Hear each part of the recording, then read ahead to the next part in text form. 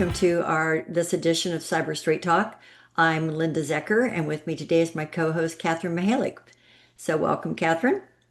Good afternoon, good morning, wherever you are. So, you and I have spoken a lot about what's going on kind of under the covers with AI from a cost perspective and everything else.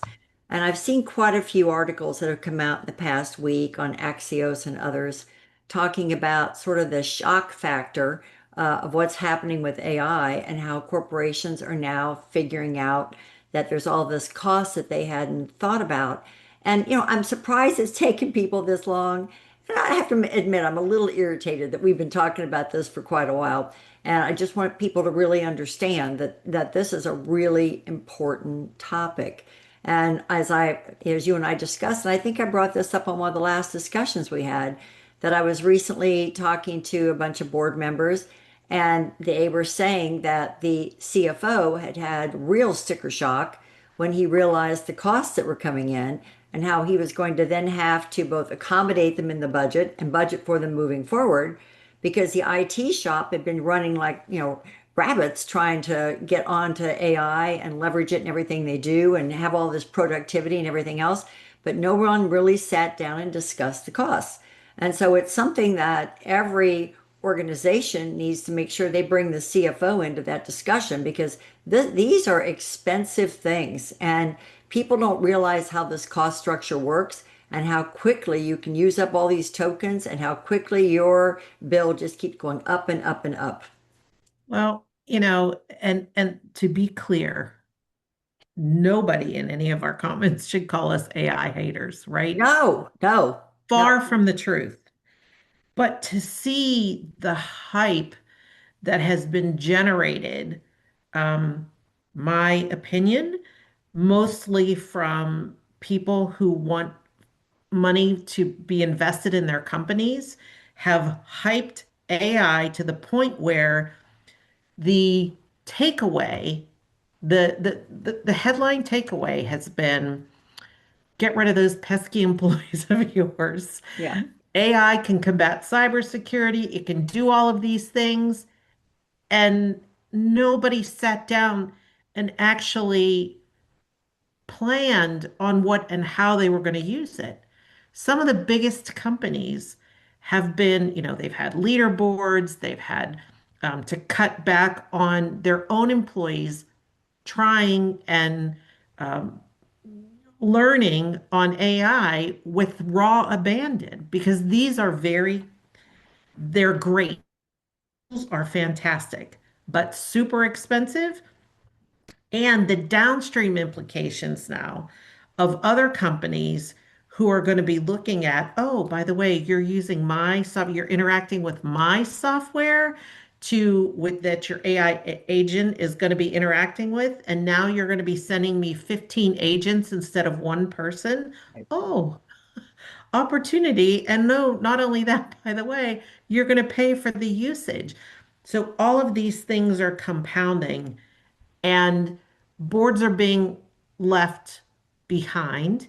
The CFOs are pulling their hair out.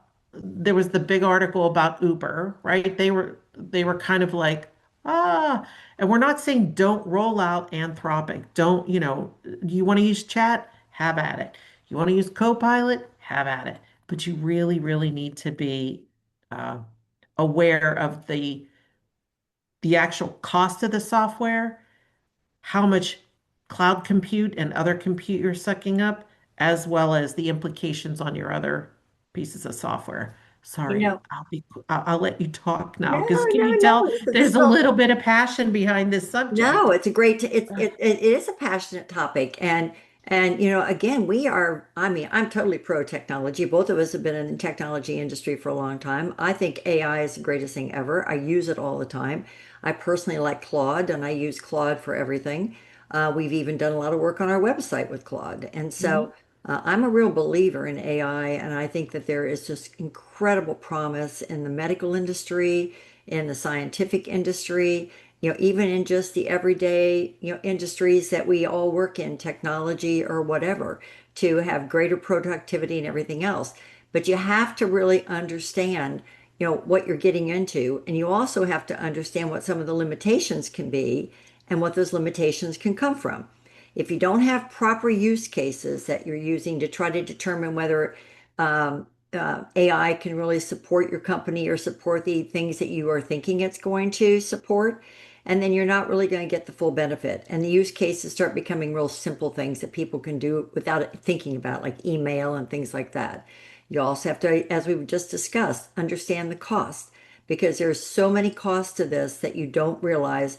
And as these AI vendors and start going to even more of a subscription model, the costs are going to go even higher because you are going to truly pay by the drink. And you have to, because the amount of compute power and the amount of electricity and everything else that you're using that they have to cover the costs on, that someone has to pay the bill on that. And so it's going to be the consumer. The Right. third thing is that a lot of companies, everyone's been talking about how AI is going to replace people and everything else. It's actually not that big of an impact they're seeing right now. But what it's going to cause is that you're going to have to get the money to fund it somewhere. So where are you going to get the money? What's the biggest bottom line impact that you can have? Less people. And so that's going to be, potential impact. And then the fourth and probably the most important is if you're going to use AI, you better be committed to giving it access to all the data that it needs to do its job and to do it well.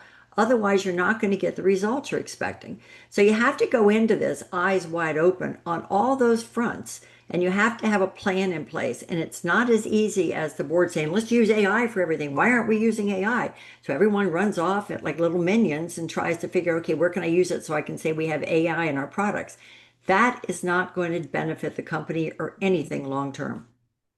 Yeah, and the one thing that scares me the most from a cybersecurity perspective is the bandwagon that drove by for a while there with AI is going to combat cybersecurity, or they're going to combat, all the hacking and all the rest of that.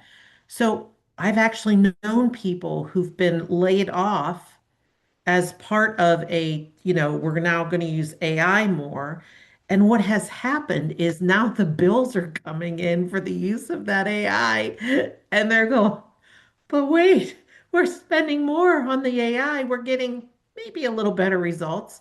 Right. But not only that, we don't have anybody to interpret anymore. And oh, we can't afford that much AI. So where's the balance? So nobody real, humans are an interesting lot. We rush towards things without looking at the balance first, right? Too much of a good thing is never good, right? I saw a little video, a meme video, whatever you want to call it, on Instagram this weekend that made me laugh so hard. It was a guy going, I'm sick of the apps. Like, we've gone overboard on the apps. He goes, I bought a light bulb. I had to install an app. And then I had to, like, do the QR code. I just want to go on, off. On, off, yeah. And so, we have a tendency to overdo something that's good. Right. And from a cybersecurity standpoint, I worry if they're, swapping this really awesome new technology and they're not going to get the results they've thought about because they're rushing. And that doesn't mean don't use it. It doesn't mean get smart about it. It means, critical thinking is really important, and looking at things. And no one's being the AI prevention office. Nobody is doing any of that. But, if somebody's telling you don't step off a cliff, for God's sakes, or at least look at the map before you go hiking where there's cliffs around, Yeah. you know, look first.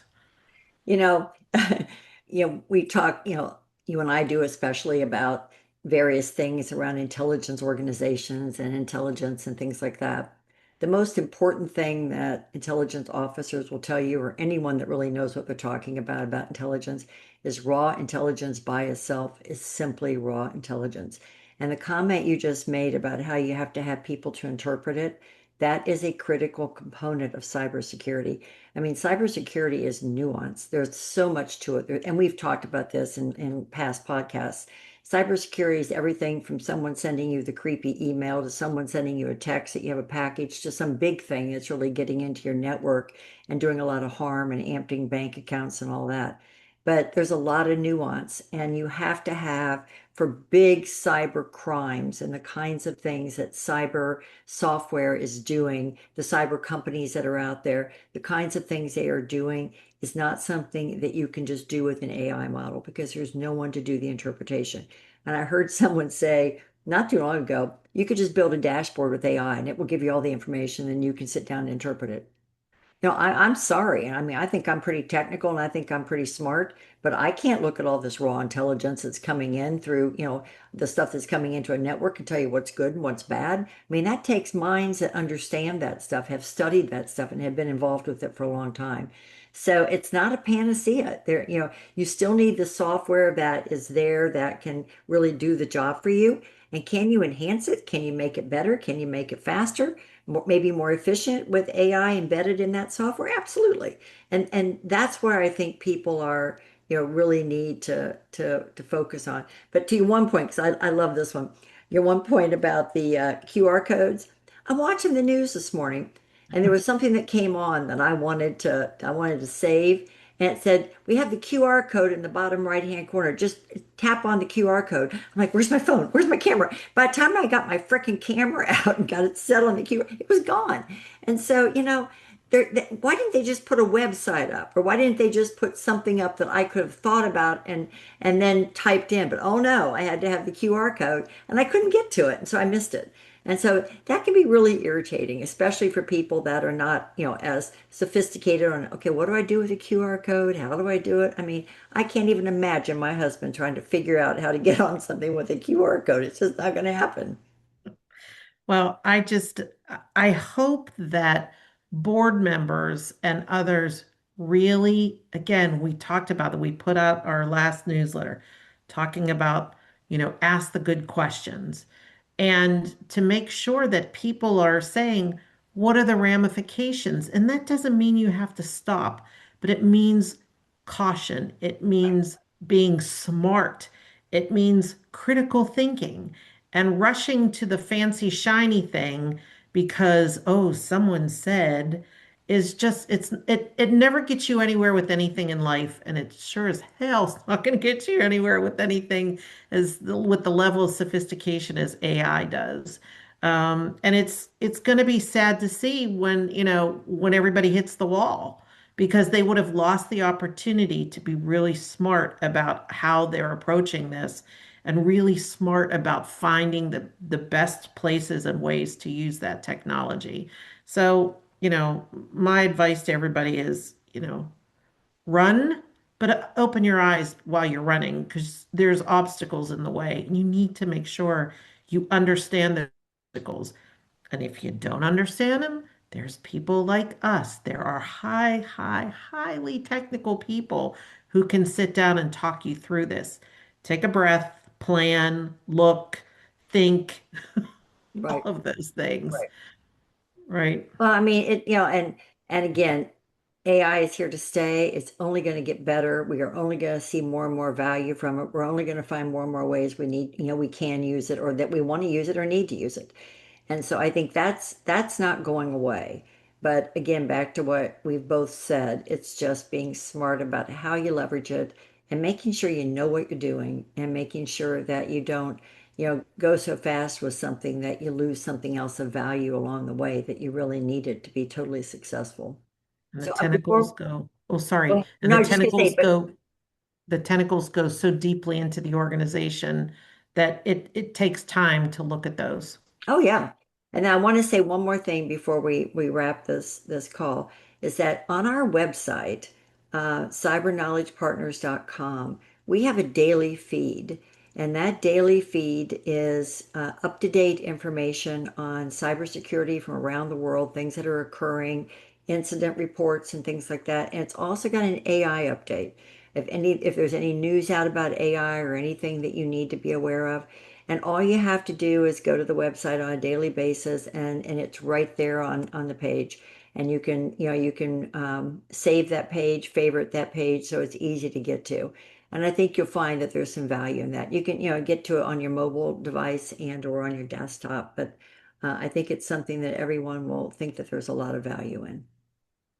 Absolutely. So anything else you want to add, Catherine, before we wrap? Just remember, sometimes a good thing, too much of a good thing, it's not a good thing, right? Well, not when it comes to cherry pie and chocolate cake. You can never have enough And of ice cream. that. Okay, bye everyone. Thank you so much for joining us. And until next time, have a great afternoon, great morning, or great day, and we'll talk to you soon. Bye-bye. Bye-bye.